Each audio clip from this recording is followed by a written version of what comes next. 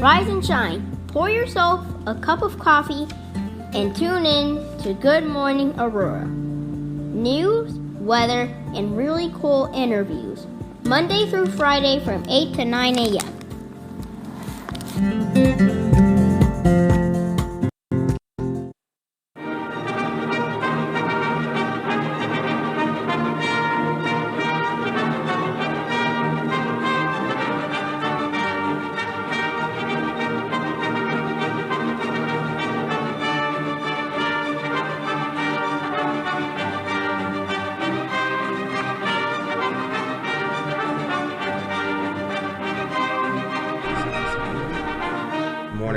Good morning, Aurora. Good morning, Aurora. The time is 8 a.m.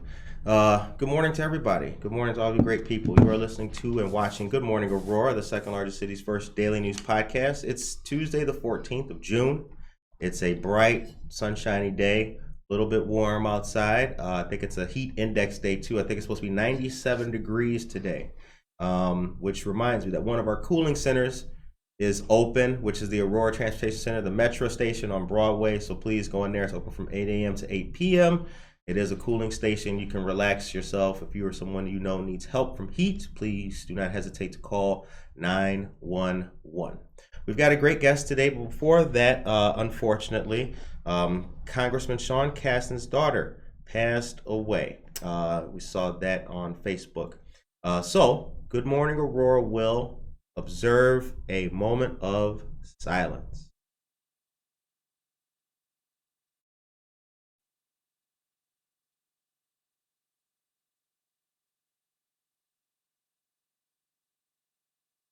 Time is now 8:03 a.m.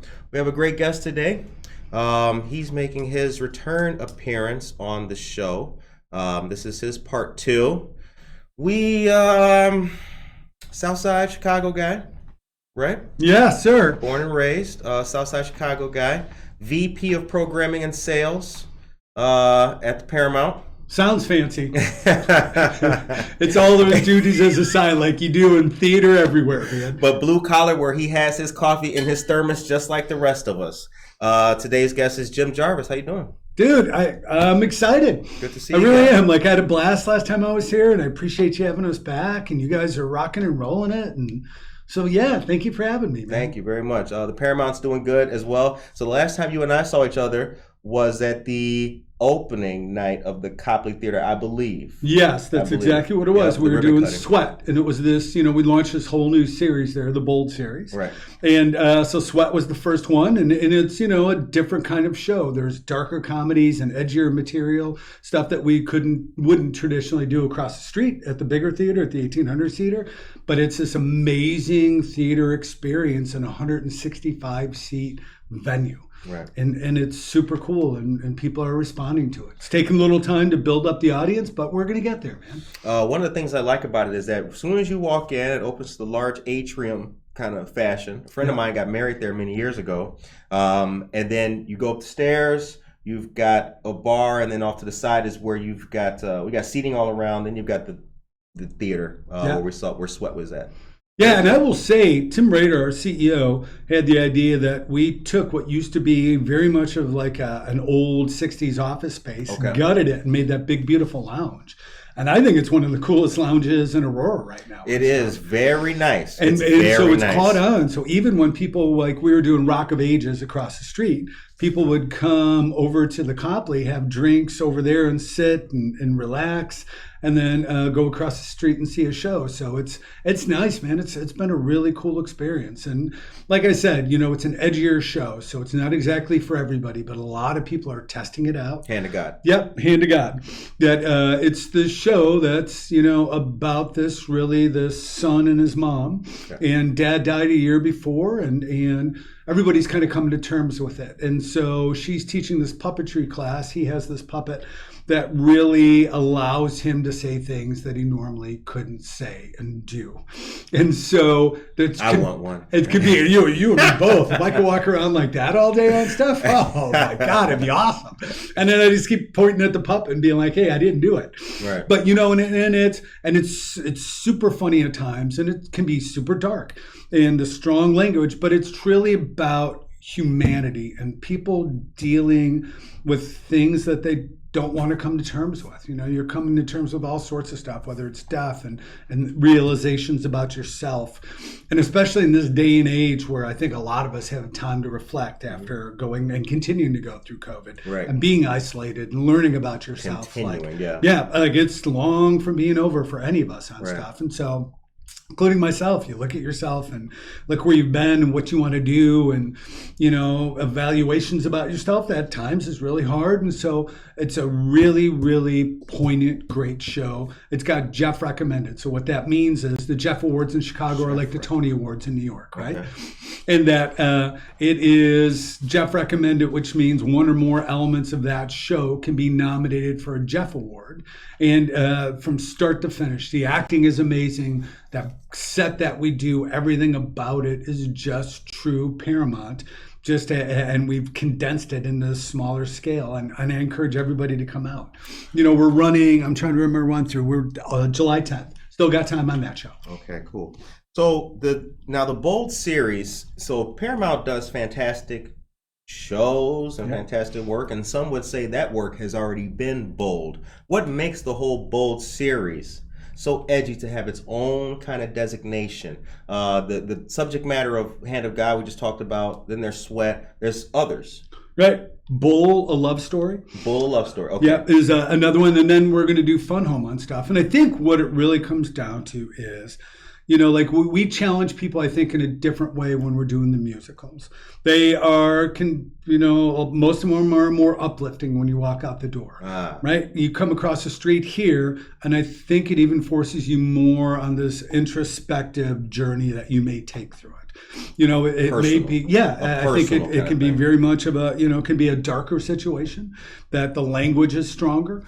And it doesn't mean that it's just profanity for profanity. It goes along with the entire story. But we're with Sweat, we're dealing with all sorts of different things. You're dealing with race and betrayal and competitiveness and who's got entitlement. And here, like I said, you're dealing with things about yourself and death and religion and what your idea of hell is. Is it where we are now, or is it where you're going to be? Is it what's the future going to hold for you? And so I think it's those kind of things that really and truly make it this quote unquote bold series. And I think for some it can be really shocking. But when by the time you're done, what we hear in our front of house managers here, when people are walking out the door, is how well done it is. Especially this show, how that made them think when they were sitting right there. That the nice thing is, even in the surveys that we do afterwards, people are having discussions about it when they get back in the car. They're thinking about it and they're talking about it for days. And for us, what we try to explain is our job is to offer a wide array of different experiences. I've read some of the reviews. They're great. And this very much is one of those different kind of experiences that it's our job to offer and take you on. If your life was a Bold series title, what would it be called? My life was a Bold series title. My life was a Bold series title. It would be called Near Death and What It Did to Me. I've almost died twice now. Well, technically, I've died twice now. So, and then I had open heart surgery that got called off right before they cut my chest open. And yes, I tell people, and I didn't even realize that I was home. They let me go that night. I woke up in my own bed, freezing cold, wrapped in my hoodie and sweats. And as bizarre as it sounds, when I woke up in my bed, the last thing I remembered was the anesthesiologist looking at my wife saying, "I love you." The anesthesiologist saying to me, "Time for your martini." I woke up in my bed at 3:00 in the morning and wasn't sure what happened at all. Don't have any memory of any of that stuff because the anesthesia is so strong. And for a while, I literally thought I had died. And this must be that experience where you're home, this is your last route. I walked around, saw my kids, my wife. It was the most bizarre thing. And I get a little teary-eyed because I remember how wild this experience was. But it made me a stronger person. It made me realize how valuable all that stuff is. The sweat really struck with me because I once worked at a facility. I worked at Ecolabs once upon a time, right. And in the Elk Grove Village production plant. And man, it was just like that. Right. Some people may not be here Monday. People get cut, but how did you still have your job? A little bit of we're all eating out the same roach coach. 6 a.m, but there's class of who's gonna go, who's been here the longest, and it's just the crappiest kind of existence where you're being worked like Egyptians, and I mean, you all for a shift differential kind of thing, and so it's. I worked a job, and I worked for one of the biggest mail house order plant companies in the country. They didn't refer to me by my name. I got a number. And every day you went in, they gave you the quota. I had rose bushes. And your job was you stand there and you knock out that quota. You know what I mean? Like you had your 15-minute breaks whenever on stuff. Nobody talked to each other. And it was and I did it because I needed to make money so I can go to school. Right. And it was, like one of the most soul-sucking experiences I've ever had in my life on stuff. Yep. And I think it made me realize like, oh no, I don't want to do this. Right. And, it was interesting to watch how different people cope with it, including this guy. They had such a huge turnover. It was perpetual ad in the newspaper. Right. And one dude was there for like 8 years. And what he was doing is going out and doing a one-hitter before he got in. Like that's how he coped with it in the days long before he could do, he was supposed to be doing that. Right. And yeah, like it was such a learning experience. So when I went to go see Sweat, I'm like, oh, I lived a version of this. And man, it's brutal. Yeah. To come out on the other side of that whole thing. But thank goodness we did, and thank goodness that we have art and theater and artistic people who can have others share with that if they haven't been through it. And for people like us, it allows us to see it and watch it, and yeah, it's the message. So we got a lot of things to talk about exactly. I'm gonna scratch it up for myself there. Okay. So coming up first in our large calendar events is Blues on Fox. Whew. Yes, sir. Right, so let's take that from the top. Yeah. Let's take that from the top. So we have not done blues in 2 years. When I started booking the bands that we have now, I booked some of them I booked them in 2019, negotiating the contracts. And now we're in 2023 and, they're finally hitting the stage. We were lucky. We were able to keep everybody but one artist. And then one artist had to drop out. They're going to come back for 2023. Shamika Copeland walked in. But, I think the thing about blues, even before we talk about the lineup, is people truly, I don't think, appreciate and understand the rich history of blues in Aurora. That in 1937, 1938, there was a producer, and his name was Lester Melrose.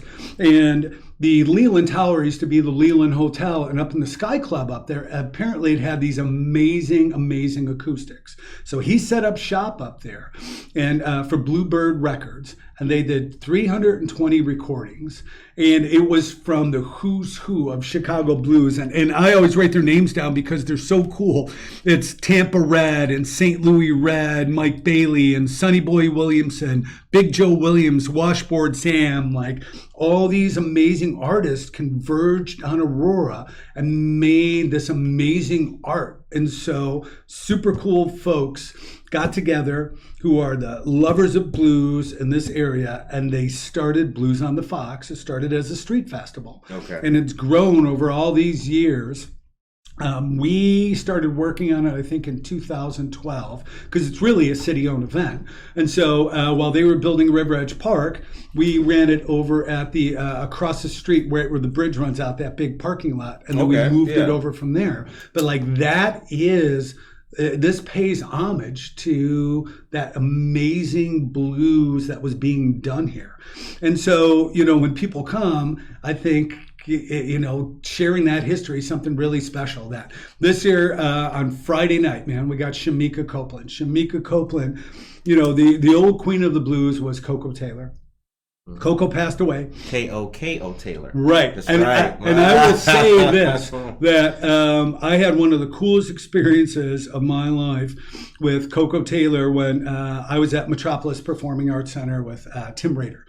And I was backstage, and Coco Taylor, we would still pay her in cash because in the old days, the blues artists especially, man, they wanted to be paid up front. Right. Fully understood why. Oh, yeah. Because they would get screwed by people. Mm-hmm. So I had the cash, and it was Coco and I was walking out to introduce her, and it was just her and I gave her the cash, and she opened her dress and she stuck it on the inside of her dress. And she looked at me and I looked at her and she said, "Baby, you're too young to appreciate this and I'm too old to do anything about it."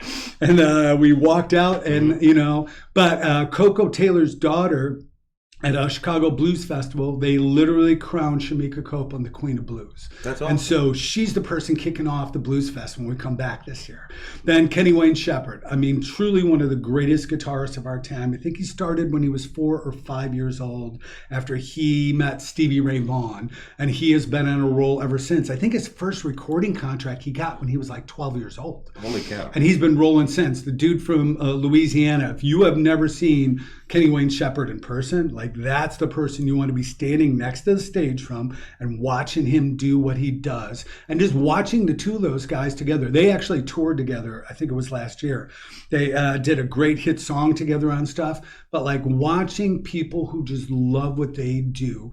And I think like that's what blues represents. Like these artists, I was talking about it with a Chicago Tribune reporter. And I said, it's super cool to watch Buddy Guy show up. Because Buddy Guy doesn't care that he's Buddy Guy, you know what I mean? Buddy Guy loves what he's doing. He loves walking on that stage. He loves grabbing that guitar, and he loves just pouring it out there on stuff. And I think that represents all of the blues artists that we get to work with on stuff. On Saturday, we have an amazing artist, Melody Angel. Dave Glenn from the venue turned me on to her, sent me a video. I watched one video and was like, oh, we need to get her. She is kicking it off on Saturday. She goes on stage at 3 o'clock.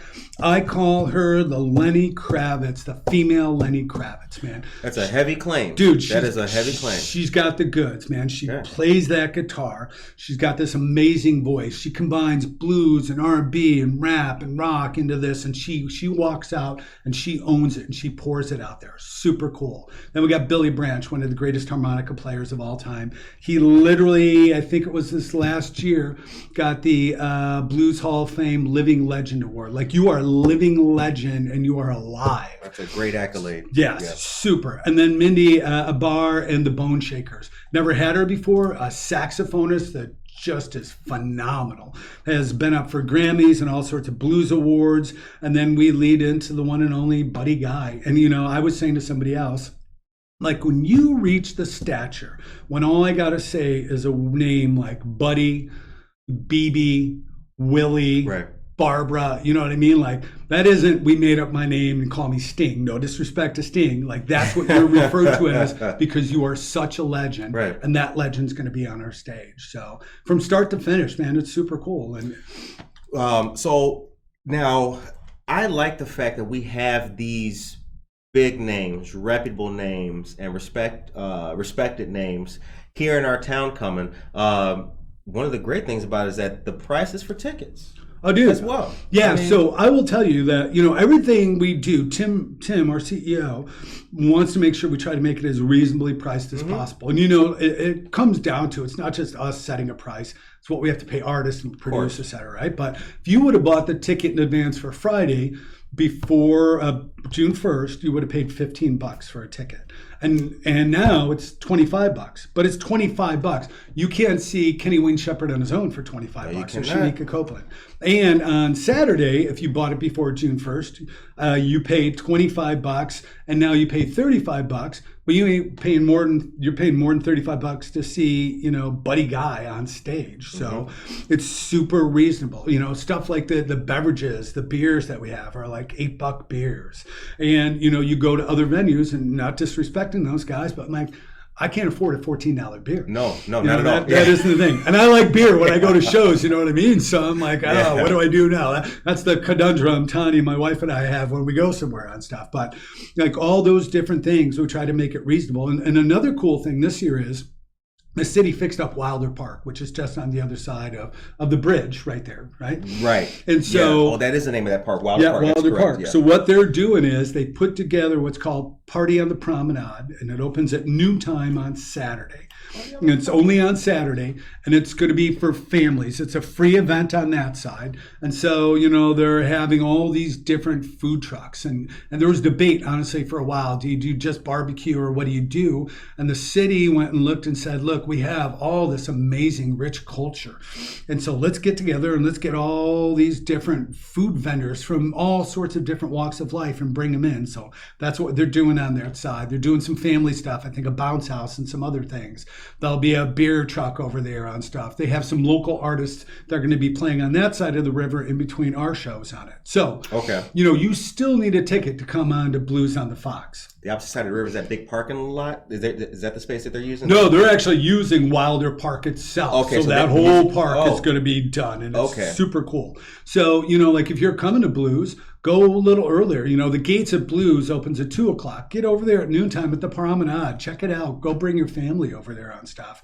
And then if you really want in between, the artists, you can leave the park, walk over there, we'll stamp your hand, you can take it in, you can come back, or if you're at the promenade and if tickets are still available, you can buy tickets and come in on that side. But, like this, I think that goes with the city has truly just embraced Blues on the Fox, because the other cool thing is, really the party starts from noon on Saturday and it's going to go till like 1:00 in the morning on Sunday morning, because the venue is then hosting the after party for Blues on the Fox. Right.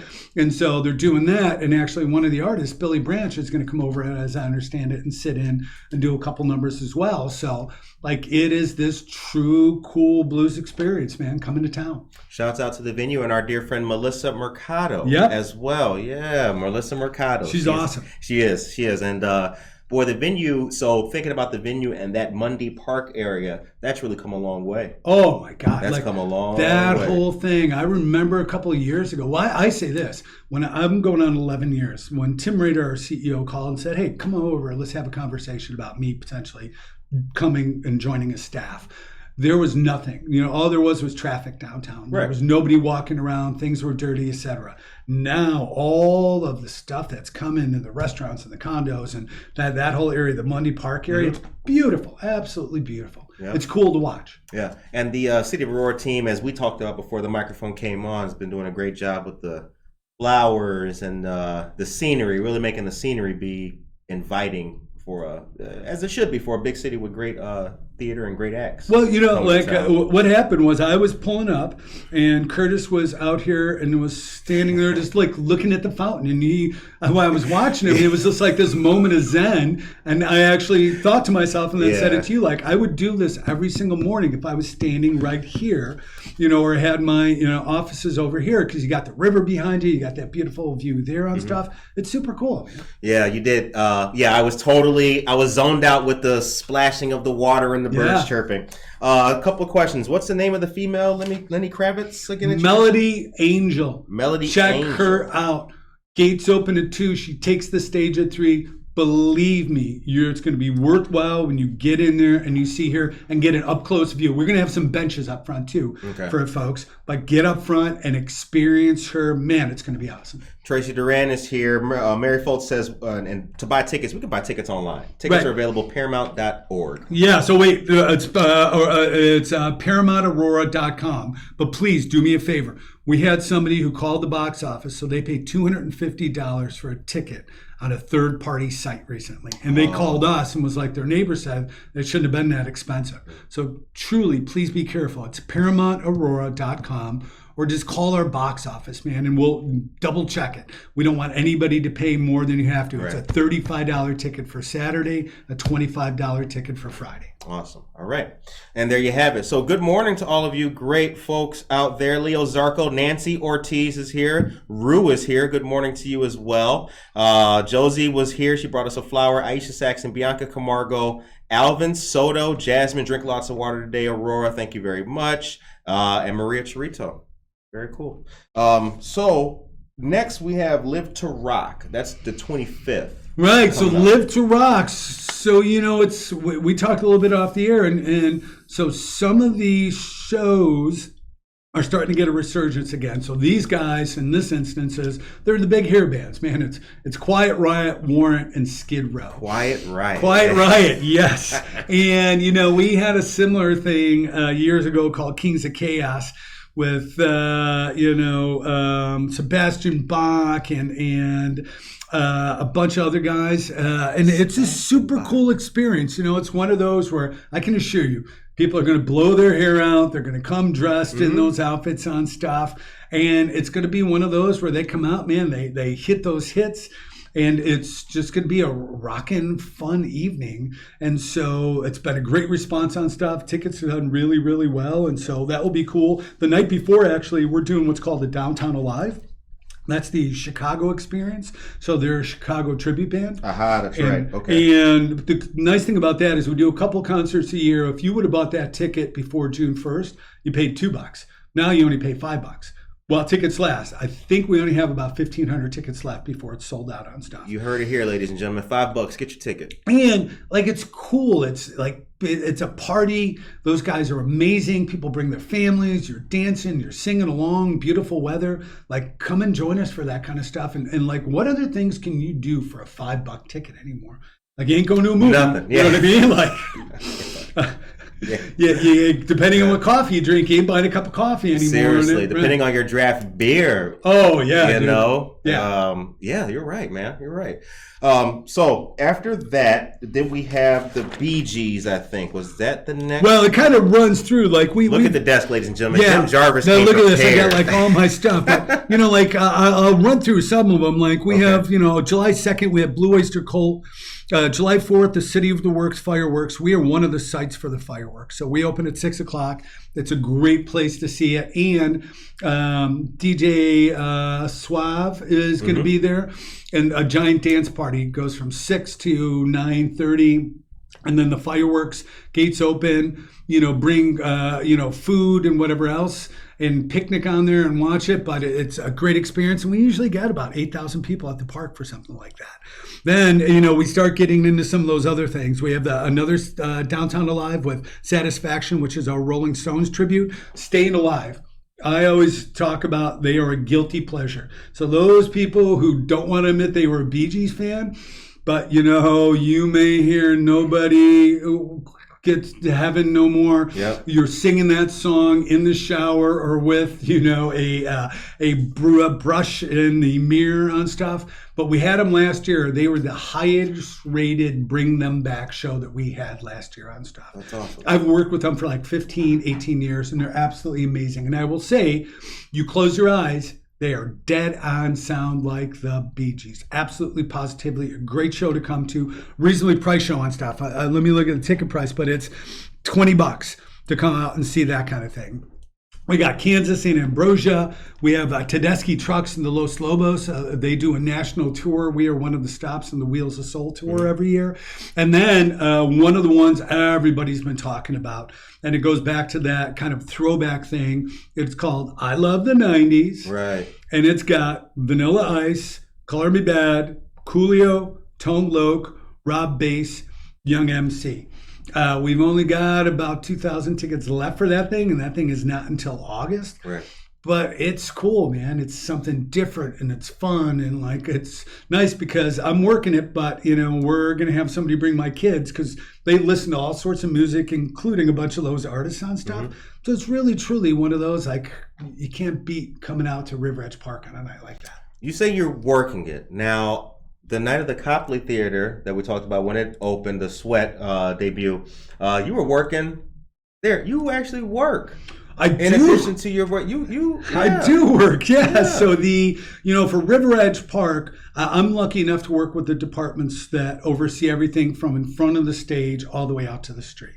So, it's the seating guides and it's security and it's the bartenders, bar backs, cafe, the bag checkers, the wristbanders, ushers. And so, I'm on site throughout that entire time on stuff. And that's what I meant by work. I know. Right. Yeah. And so, we've got amazing management and Marie and Kevin and Mo and all these folks, but I'm definitely on site and in the mix throughout the entire thing. We're one of those organizations where it's all hands on deck. deck. So I've done everything from scan tickets to check bags to wristband.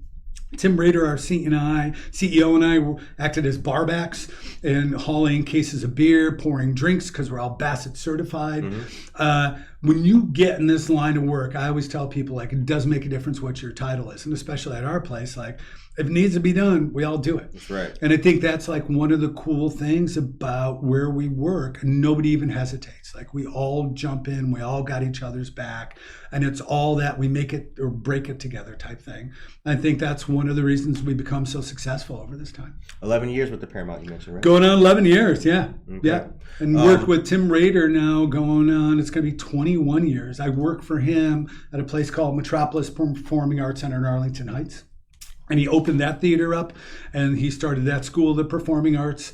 And then he came over here and started it here. And I was lucky enough to take his position over there when he left. And then I will say, I tell this story all the time, but I remember the day he called me and said, hey, man, I am going to start a musical Broadway series here. Buy 2 shows, get 2 shows free in Aurora. And it came from the fact of he met with other theaters and said, hey, look, when you're done, I want to transfer your production here. And he literally had some area theaters laugh at him when he brought that up. And then Tim Rader, if you know Tim Rader, man, he's a guy who doesn't take no easily. So he figured it out. He recruited Jim Cordy. He did all this stuff. And I told Rader, you will either, I used some colorful expletives that I'm not going to use on the air. It's a family show, but thank you. Right, yes. But I will say, I told him, you will either be one of the most heralded people in the arts in the country or one of the shortest lived CEOs that ever existed in the country. And he truly has become one of the most heralded, CEOs, because what he's done, you got to remember, we went from 53,000 people a year annually to 400,000 people prior to COVID. And because of all the different things and the new, Stope Island Theater that we're going to open in 2023 and, what he's done with the Bold series and what we're doing at River Edge Park and Broadway and stuff. Sorry, I just went on this long tangent. No, it's all good, my brother. It's all good. No, shout out to Tim Rader. He's a great man. He's a great man. I actually met him for the first time that night. He showed us the set of Sweat. Yeah. The Sweat that night. So he's a great guy. As I mentioned, Jim, we're gonna go to a brief commercial so I can give some of these great people some of this piping hot news. And Josie Mendoza Gehler says that CPAAA is helping at River Edge events too. Josie, what's CPAAA? Yes. Yeah, so those guys are amazing. They work with us and they volunteer their time with us. And so they help work at the gates. Okay. And they will do things like that. They'll help us with some bag checking. They'll help us with screening, those kind of things. And they've been with us, I think, as long as the park has been open, which we opened it in 2013. We've had 2 years off, obviously, or a year off, whatever it was, because of COVID. So Awesome. Okay, Amy Miller-Ross is here. Good morning, Amy. Susan Tyrell, good morning. Peter Aguilera, Mary Alice Beer, good morning to you as well. All right, so as mentioned, going into the 30th of this month, Good Morning Aurora is one of 4 spots for drop-off donations for mini-size men toiletries honoring Father's Day. As a dad, I will say, if you can get the minis, you may as well get the big deodorant, right? I mean, you may, instead of going through it, just get the big deodorant. Yeah, and it doesn't cost that much more money. Exactly. So teach your kids how to budget for dad. All right.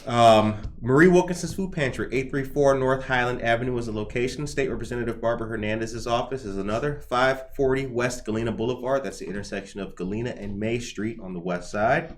State Farm, 2003 Montgomery Road, Suite 101. And here, Good Morning Aurora, 5 East Downer Place, Sweet Tea.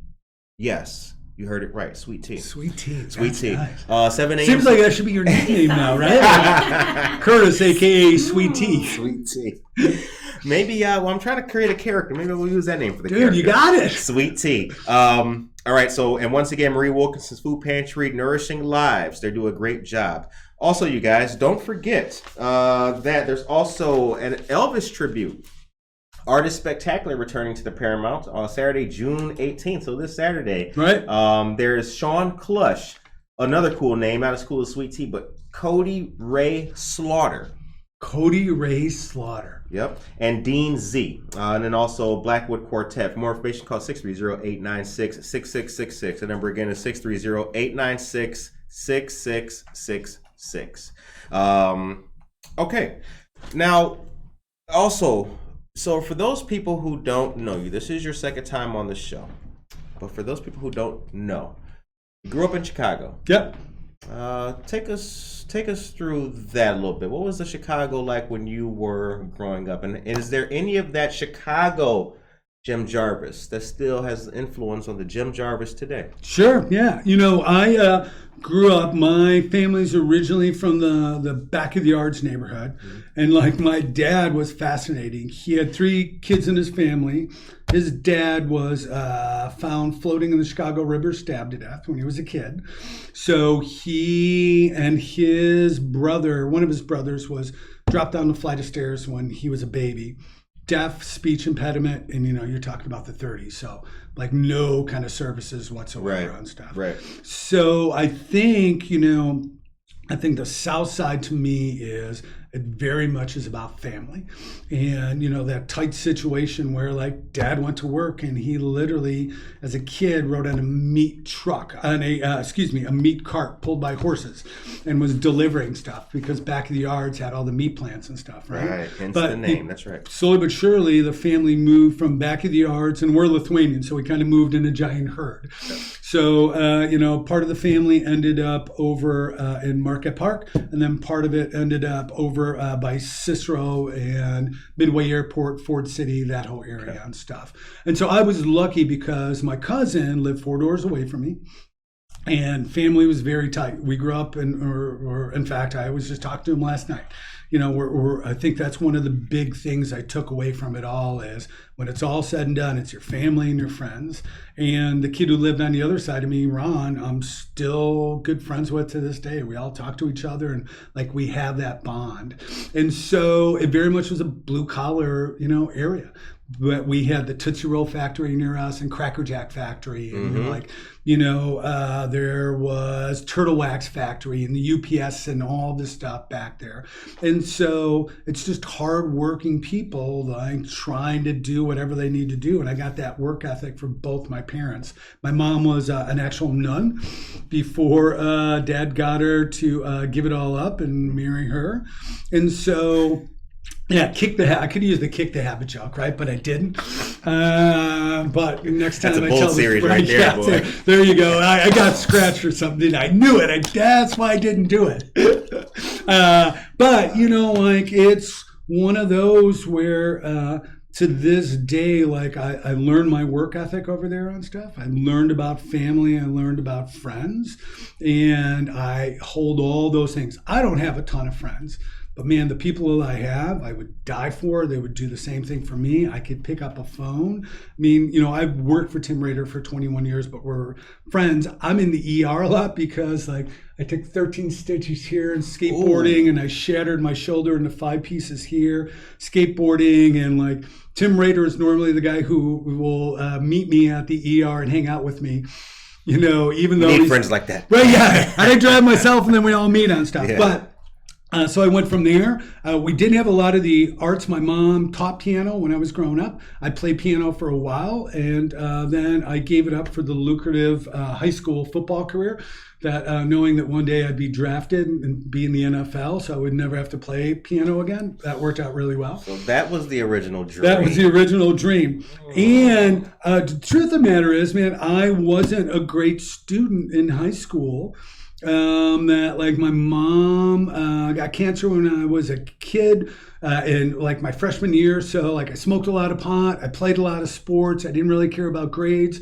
So I got a 13 on my ACT, which my wife points out that, there's that test about a chimpanzee took it and they got a 12. Right. And she explains that you get 1 point to sign your name. Yeah, that's the only reason they beat out the chimpanzee at that point. But so, which was okay, man. Like I wasn't sure what to do. I went to junior college on the South Side in Thornton Community College in South Holland. Played football there for a couple of years, and then went to Illinois State and kind of got it together finally. worked in sports information. And like there was another moment in my life that was super cool because I worked in women's athletics. So, and especially because Title IX, the anniversary is coming up, I think this weekend or next weekend. So the women that I work with, the coaches that I work with, and I was pretty much the only male in the women's athletic department that had a position like mine. And that was like, these are women who literally in the old days, women can only play half court basketball because they didn't think the men's heart was strong enough. Right. These coaches at Illinois State are the women, Jill Hutchinson and Melinda Fisher. She did her thesis for grad school proving that women's hearts are as strong, and they would then be able to play full court basketball. The first women's NCAA tournament for basketball was held at Illinois State. And these are the women who put it together. Like they were the driving forces in changing those things. And so it very much reminded me as well about the South Side because it was a very tight-knit group of people. It was all about, we were all family.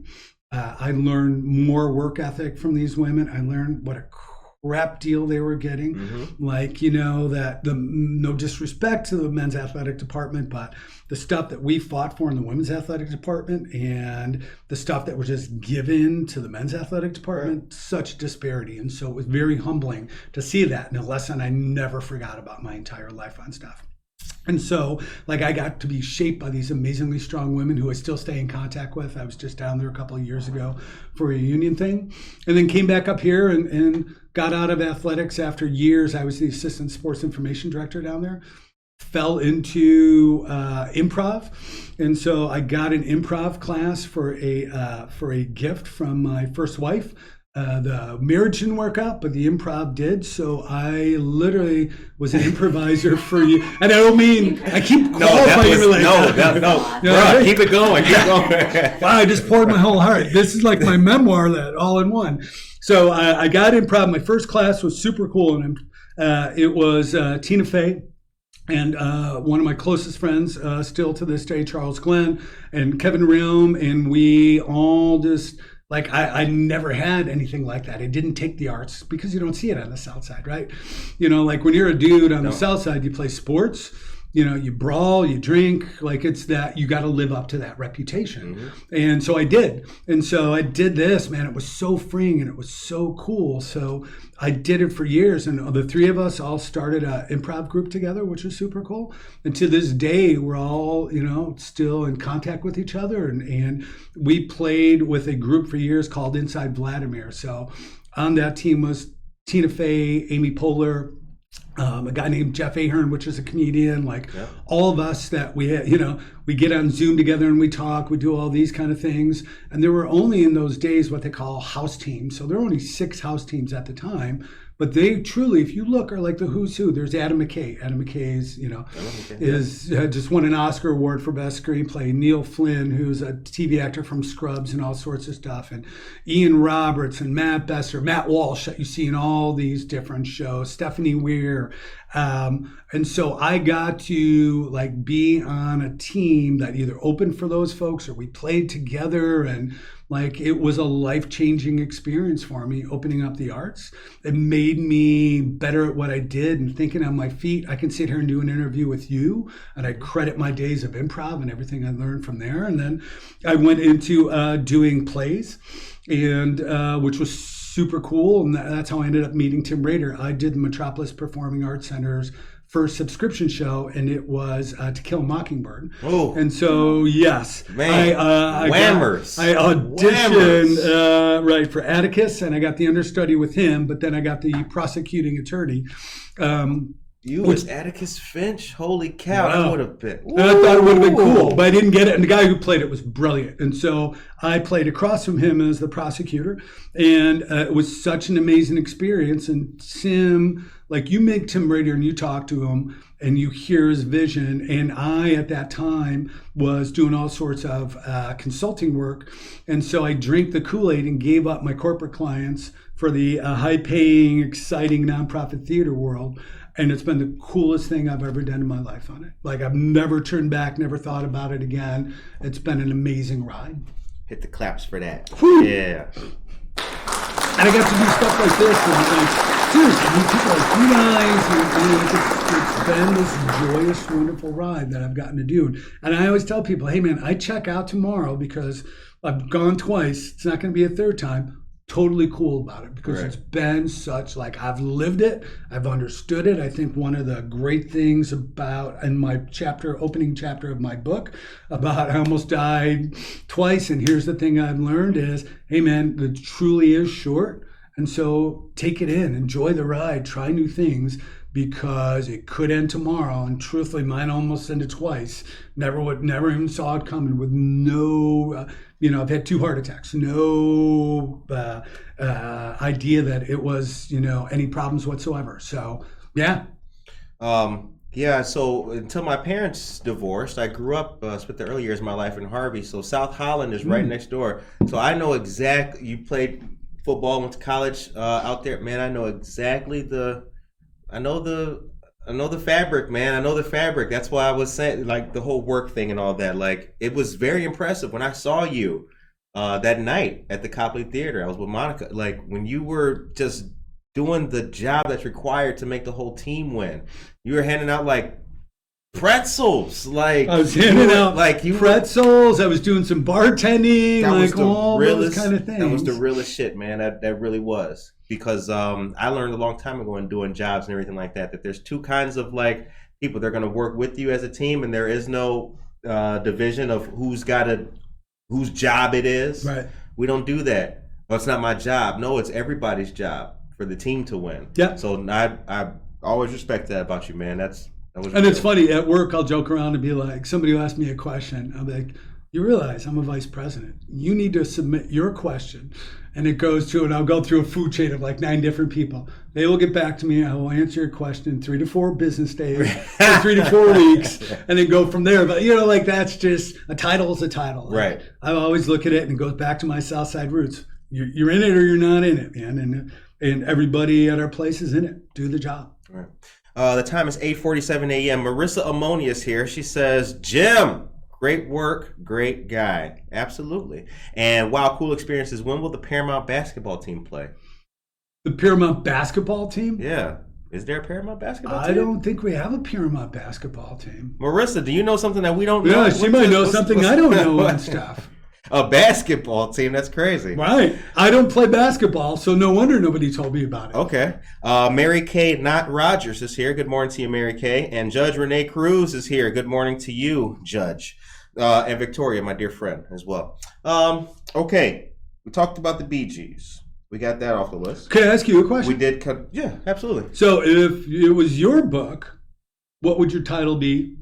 And, like, what would that in the liner notes or the inside cover, like that little description that's going to tell me about what your book's about? Well, the title of my book would probably be, you know what? I'm not too sure, because I started writing a book, but I haven't finished it. But it was when I was in the when I had the escape room, so before COVID. The title of that book is Escape Your Ego. Nice. So, I really don't know, but the inside description would be, basically, it would be, I hope that this book can help someone else, if they're in a dark place, to see that no matter how bleak it looks, just don't give up. It gets, as my dad used to say, it gets greater later. That's what it would be. I don't really know the title, but it would be something along those lines. Nice. It'd be something along those lines. Because, when I was in middle school, I hated life. Like, when I was a kid, like, my life really got bad, like, around, like, age 12, which is before middle school, but middle school was hell. And in retrospect, I wish I would have had more of a positive disposition on life. And I really don't want another young kid like my son to look at life and think like, yeah, it's hell, F it. Right. That's a good motivation and mentality when you're about to do something now, like, F it, we're going in. Should we do that? We're going in, but that's not the way to think and look at life when you're, how old are you when you're in 6th grade? I don't know. However old you are. Well, yeah, let's see. My kid, Sam, is in 5th grade, and he turns 10, so probably 11 or so. That's not the way to look at life. Yeah, and it's funny. So I'm dyslexic, but I didn't know it until we went to parochial school, and I got kicked out of parochial school after 3rd grade for being so disruptive and fighting all the time and stuff. And it's because I really couldn't read. I didn't know anything. So, I was causing problems, got sent to public school, which really saved my life because my 4th grade teacher, she just read an article in Teacher Thing about some magazine or whatever it was about dyslexia. And she finally, after having me for a few months, met with my parents and said, hey, you should check this out. But man, I hated, there was a point, man, I hated a bunch of that same thing. I got picked on, made fun of. Oh, yeah. For a while, they didn't know what to do with me and thought, they were sticking me in a special needs class because I couldn't do any of that stuff because nobody knew what dyslexia was. And so I got in this experimental program that my parents enrolled me in, and my mom drove me every day all the way to University of Chicago. And so I can exist a lot better than most people can. But man, being a kid's tough. And it's even tougher now, I think. Oh, yeah. The bullying, the cyberbullying, all that crap that they go through, the expectations, and then trying to keep your kid uplifted. Yeah. That's why, kind of to when we were talking before the show started, that's why doing this again with the mental health stuff and the Alive Center over there on LaSalle Street, really, man, I feel like maybe the book can wait as this grows and progresses, because when I write the book, people will then have to buy it and then read and get the experience. Right. I'm able to talk to people now who can benefit, and these same people need the same help that I need. So I kind of feel like maybe I just am the book. That's kind of corny. No, dude, I think it's a cool perspective. Yeah, because a lot of people have a story that they have never felt like we talked about before the mic came on. You got to ask for help. Yep. And people don't do that. But a lot of people see me. I went to juvie when I was real young. That was just kind of the cracking of the egg. Ever since then, it's just been an omelet. And I really want other people to, especially young people, there's so much more for them now. Services are better. They got after school things that are open. It's free. Your mom can just drop you off. None of that shit existed in Harvey. That's alien to me. But since it's here now, I just want to hype that. I just want to give those people their little time to shine, because that's doing a better job. So I keep tinkering with the book. It'll come out someday. But every time I start writing the book, somebody will text me, or I'll get an email. Hey, did you hear that breast cancer awareness is coming up for screening? Would you like to interview? And then it takes me away from the book. So it's maybe that's what's going on. Dude, I love the perspective that's sooner or later, I think people find their roles in life. I really, truly do. Yep. And maybe that's it, man. That's you are the book. And especially, as you said, we talked beforehand about in COVID and figuring out yourself and all the crap you've been dealing with that you can't run from now because you're isolated. Right. And I think just getting the word out that it's okay to talk to somebody who isn't your spouse or isn't your friend, talk to a professional, because there was the stigma for years. Mm-hmm. You never talk to anybody, man. It's okay. And I think everybody is one bad day away from needing to talk to somebody, needing to talk to a shrink. Absolutely. I do. Best freaking thing in the world I've ever done, man, is open yourself up and get you to deal with all that stuff. The time is 8:54 a.m. Maria, hand me that charger real quick, please. Leo Zarco, really excellent interview. Thank you very much, Leo. Yeah, thanks, Leo. He's a local poet and author. Great guy. He's done a lot of fantastic work, and everything that he's done with poetry. Love him to death. So here's the thing. The show is so real, you're going to see me plug in my own phone, y'all. Nice. Make sure this happens. That blue collarism. That guy still uses his own charger. All right. So, as you know, the show ends on a positive note. Yep. What is your message to, first of all, Paramount Aurora, ParamountAurora.com. For tickets. If you need your tickets. I already have Okay, thank you very much, Medea. The show ends on a positive note. What's your message today for the people of Aurora, brother? I think my message is this, two-part. Number one, I think more than ever, it's patience. Like, everything is a challenge for everybody these days. Everybody's under stress. People are still recovering from losing jobs. We've got the economy that sucks. And, people were understaffed. And so it's easy to lose it on somebody. And I think a lot of the world has gone that way. It's turned so ugly. And so just be patient. Take a step back and realize, man, it's going to be okay. If I spend an extra 5 minutes, who gives a crap? And I think the other one truly is, and it's one of those, and I said this last time I was on, we have a rule in our house, and it's called don't be a dick. Right. We say it with our 15-year-old and our 9-year-old. Right. And I think that's it, man. You don't need to be mean to people. Your job is go out and do something positive. Like, we literally tell each one of our kids when we drop them off at school, hey, do something nice today for somebody. And you don't know how that's going to make somebody's day on stuff. What positive effect it could have had on a kid like me who don't make fun of me because I can't read today. You know what I mean? Right. Maybe that helps me through that whole thing. So I think that's what it is, man. It's don't be a dick and be patient with people. Good words of wisdom from our dear friend Jim Jarvis. Man, I'm glad to have you back. Yeah, dude, thank you so much, man. Absolutely, it was great. Man. I really appreciate it. Absolutely. We're always proud to highlight the good work that the Paramount Theater does. Also, follow us on Twitter and follow the Paramount Aurora on Twitter. If you are one of our Twitter followers, you will see our retweets of their awesome shows and different information that comes from the Paramount. All the prices are very reasonable for folks. And I want to say a very big thank you to our dear friend Jay this morning. Peace, my brother. Take care of yourself and each other.